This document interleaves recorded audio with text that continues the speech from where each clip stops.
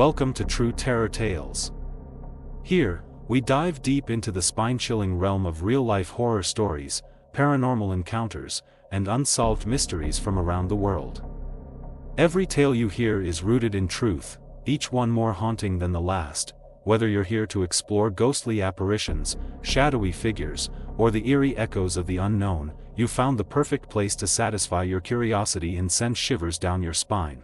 So grab a blanket, dim the lights, and prepare yourself for stories that will keep you awake at night.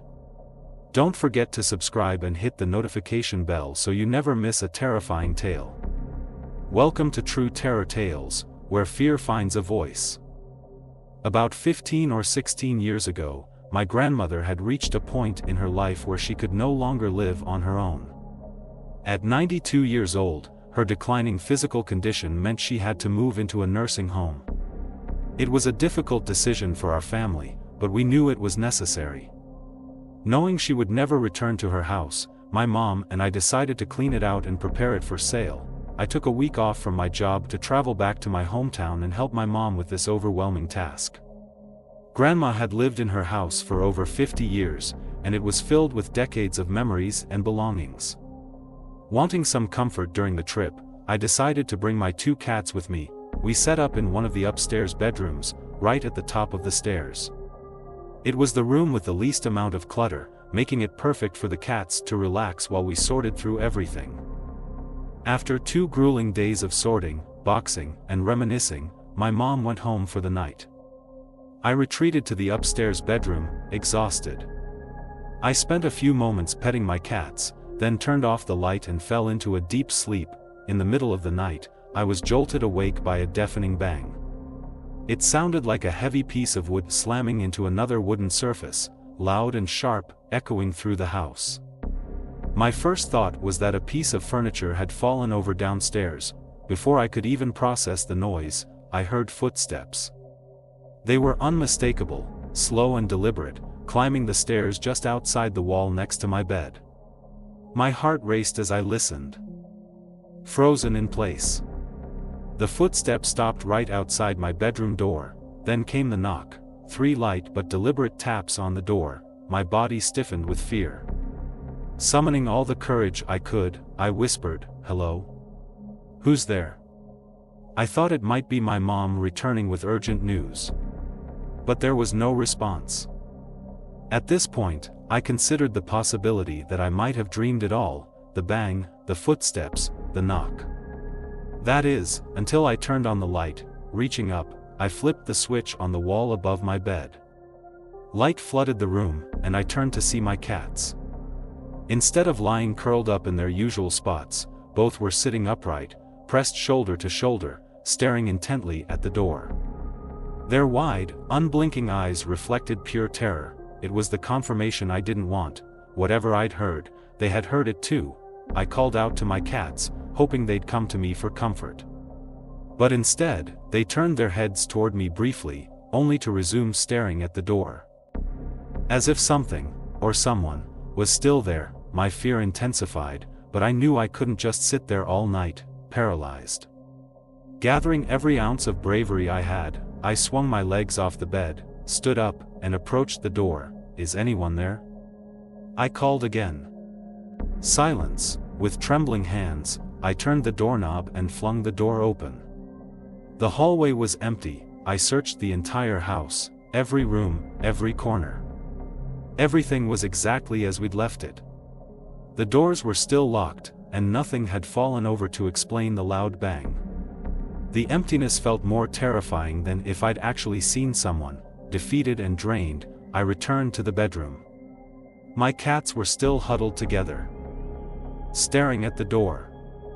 Eventually, exhaustion overtook my fear, and I managed to fall asleep. The next morning, my mom came over for breakfast before we started another long day of cleaning. I recounted the entire incident to her, expecting her to dismiss it as a bad dream or overactive imagination. Instead, she surprised me. "You need to tell this story to your grandma when we visit her today," she said. "Why? So she can laugh at me?" I replied, confused. "No," my mom said with a knowing smile. "Just trust me." That afternoon, we visited Grandma at the nursing home. After some small talk, my mom nudged me to share my story. As I began recounting the events, my grandma's expression shifted. When I mentioned the loud bang that had woken me, she interrupted. "Wood slamming into wood?" she asked, her voice calm and steady. I froze, my jaw dropping. "Yes," I stammered. "Did you see him?" she asked next. "See who?" I managed to whisper. "The old man in the overalls," she said casually.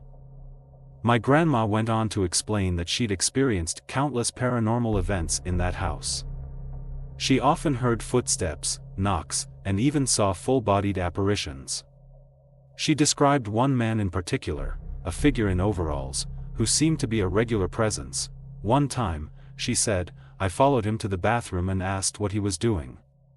He said he was going to fix the car. I told him there was no car in the bathroom, but he went in and disappeared. I sat there, stunned. My mom, meanwhile, was grinning like the Cheshire Cat. Later, when more family members arrived to help clean, I shared my story with them. That's when even more revelations came out. My mom's brothers admitted they'd seen shadow figures upstairs when they were kids. One uncle even confessed that he often slept on the couch because the figures scared him too much to stay in his bedroom. The house has since been sold, and part of me wonders if the new owners have experienced anything similar. Were the spirits tied to my grandma? Or do they remain, watching, waiting, and making their presence known to anyone who dares to live there?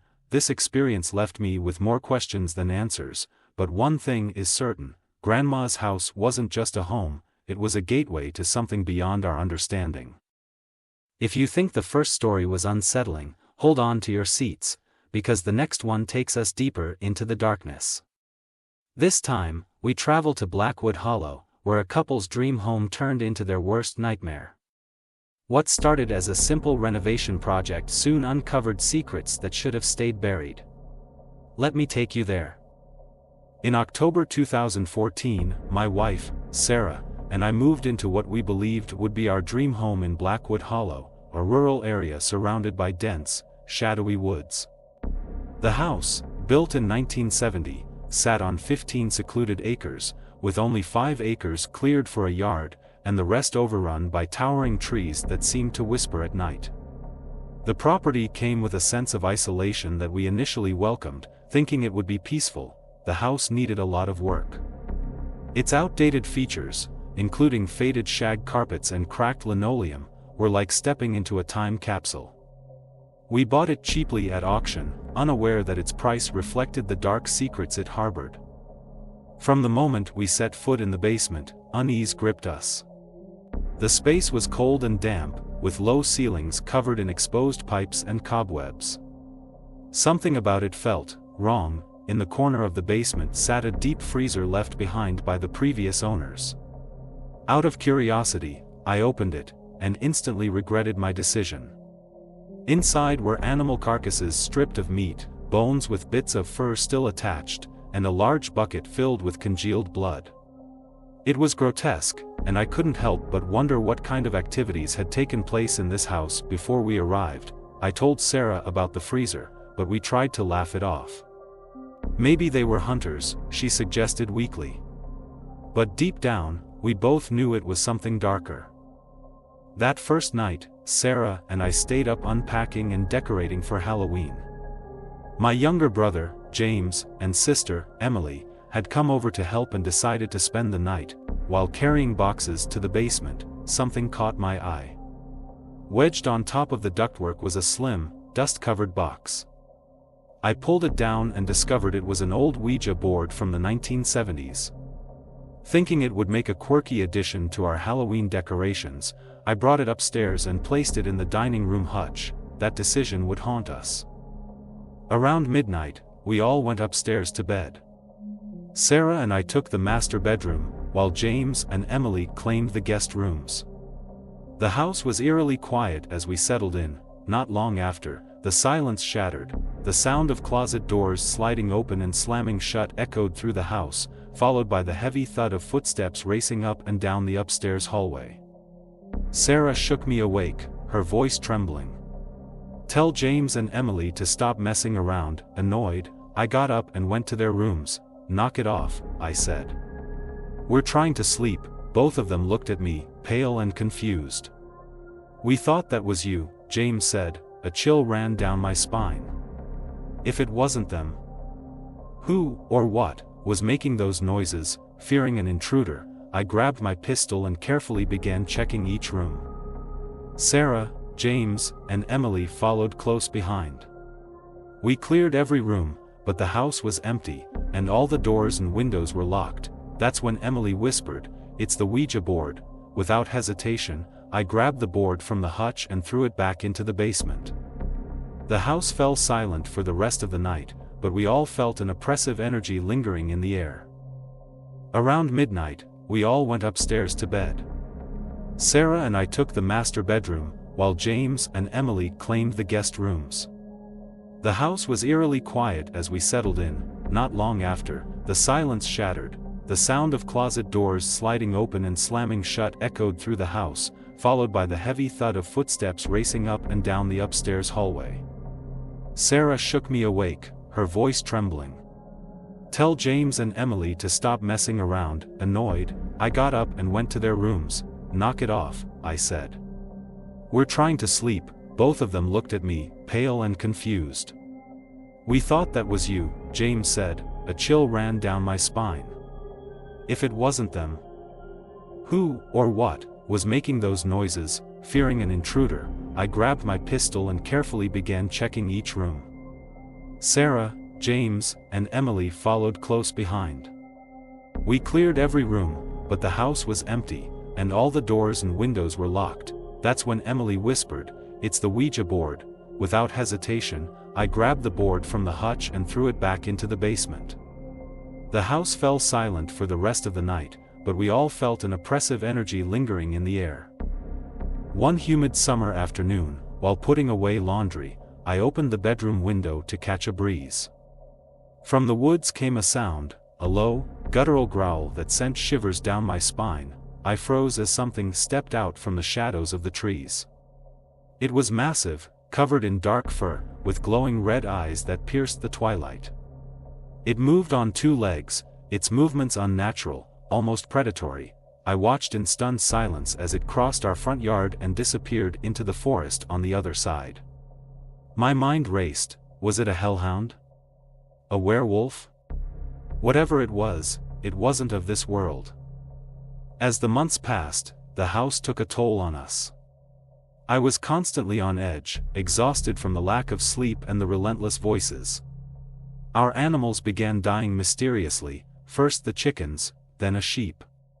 Even our vehicles seemed cursed, breaking down repeatedly without explanation. My father-in-law, Mark, came over one day to help with repairs. As we worked, the voices began to plague him too. "I can hear them," he said, his face pale. "What are they saying?" I shook my head. "I don't know. I can never make it out." It was the confirmation I needed. Whatever haunted this house wasn't just targeting me, it was real, and it was dangerous. After 2 years of torment, we put the house up for sale. The day we moved out, the voices stopped. The oppressive weight lifted from my chest, and for the first time in years, I felt free. I'll never forget Blackwood Hollow. I wonder if the new owners have experienced the same horrors, or worse. The house still stands, shrouded by its dark woods, waiting for its next victims.